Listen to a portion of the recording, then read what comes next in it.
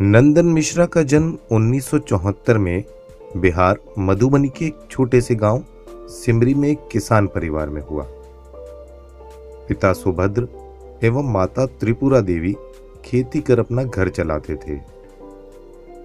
4 भाई बहनों में से नंदन दूसरे नंबर के पुत्र थे। बड़ी कठिन परिस्थिति में सभी भाई बहनों की एजुकेशन चल रही थी। नंदन के ऊपर बीए करने के पश्चात काम करने और पैसे कमाने का दबाव पड़ने लगा और वो नौकरी व बिजनेस के लिए हाथ पैर मारने लगे। लोन लेकर बिजनेस भी किया, उसमें भी वह कामयाब नहीं हुए और नुकसान हुआ। प्राइवेट नौकरी बोकारो झारखंड में कर रहे थे। तभी रेल में सफर के दौरान एक अजनबी ने आरसीएम का प्लान बताया। वो अजनबी आरसीएम के सफलतम लीडर आनंत्यो मिश्रा थे। नंदन को समझ आ गया कि यह बिजनेस उनके लिए ही बना है, क्योंकि इस बिजनेस की शुरुआत करने के लिए पूंजी और दुकान की जरूरत नहीं थी। नंदन ने इस बिजनेस को करना शुरू किया और प्राइवेट नौकरी छोड़ दी। घर वाले इस फैसले से खुश नहीं थे। पत्नी कल्याणी और उन पर दबाव बढ़ने लगा। यह दबाव उनको और मेहनत करने के लिए प्रेरित करता था। 2005 में नंदन को आरसीएम से पहली इनकम मात्र 527 रुपए मिली। 2008 में वो रॉयल्टी पर पहुंचे और नंदन आज आरसीएम के brand new Ruby pin achiever है। नंदन अपनी सफलता का पूरा श्रेय अपनी पत्नी कल्याणी को देते हैं। बच्चे भी पापा जैसा ही बनना चाहते हैं। फैमिली बैकग्राउंड हम लोगों का कहे तो एक बहुत ही पुअर फैमिली से थे हम लोग। अपनी पत्नी और एक छोटी सी बिटिया को लेकर के आए थे। एक दुकान चलाता था, मेरे दुकान के जस्ट बगल में इन्होंने एक मेडिकल शॉप किया था। धीरे धीरे जानकारी हुई कि दुकान इनकी अच्छी नहीं चलती थी, पैसे की हमेशा तंगी रहती थी, बहुत ही भाग दौड़ वाली जिंदगी इनकी हुआ करती थी।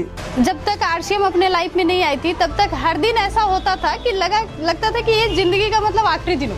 आर्थिक स्थिति भी बहुत अच्छी नहीं थी हमारी, कहने को तो बैंक में जॉब थी, बहुत स्ट्रगल सर कर रहे थे, अलग अलग तरह के काम कर रहे थे। मैं भी सिलाई वगैरह करती थी, कुछ न कुछ करती रहती थी, लेकिन इसके बावजूद भी मेरे जो ससुराल में सास ससुर को खुश नहीं रख पाती थी, क्योंकि लोगों का जो डिमांड था हम लोग उस डिमांड को पूरा नहीं कर पाते थे। कुछ स्ट्रगल शुरुआत में हुई और इसमें स्ट्रगल से बचने के लिए मैंने ऑडियो कैसेट जो है ना, अपने आप को बचाने के लिए मैं डेली यूज करता गया। हमारी जो लाइफ थी, एक मोपेड गाड़ी हमारे पास हुआ करती थी। ऐसी गाड़ी थी कि कभी कभी हम लोग जब उसमें चलते थे तो आधे रास्ते में उतर करके पीछे से धक्का देना पड़ता था। लाइफ स्टाइल ऐसा क्या है कि अगर कहीं किसी पार्टी में जाना हो, कोई शादी वगैरह अटेंड करना हो, तो ये दिमाग लगाना पड़ता था कि किसी रिश्तेदार से सारी उधार ले लो 2 दिन के लिए।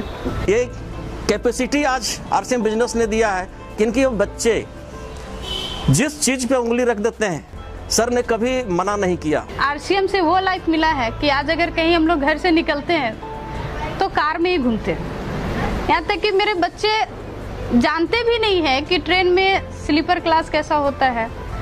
कभी वो लोग ऑटो में टिकर में सफर ही नहीं करते हैं, अभी कार में हवाई जहाज से ही सफर करते हैं हम लोग। हमको कहीं भी जाके घूमना बहुत पसंद है और आजकल हम बहुत जगह घूमे हैं अपने फैमिली के साथ। अब मनचाहा अपना घर है, मनचाहा अपने पास गाड़ियां हैं, मनचाहा पैसा है, अब जो चीज चाहते हैं वो कर लेते हैं। मेरा सपना था बचपन का कि मैं विदेश यात्रा करूं, अभी स्विट्जरलैंड। फिल्मों में देखा करती थी, स्विट्जरलैंड का सीन बहुत अच्छा होता था।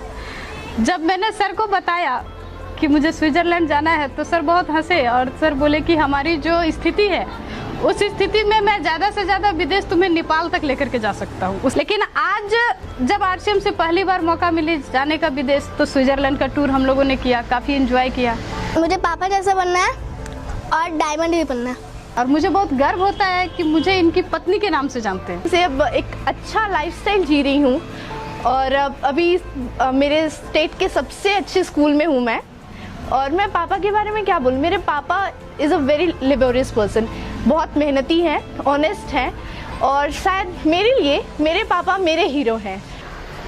जो मेरी ज़िंदगी है, मैं तो आरसीएम के लिए और सर के लिए मेरे दिल से बस एक ही बात निकलती है कि कोरे कोरे सपने मेरे बरसों से थे कितने अधूरे, धीरे धीरे रंग सजा के तूने कर दिए उनको पूरे।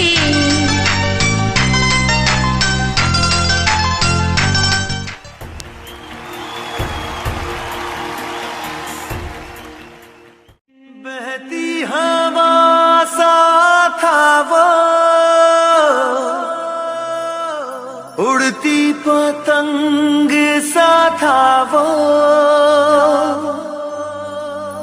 कहाँ गया उसे ढूंढो।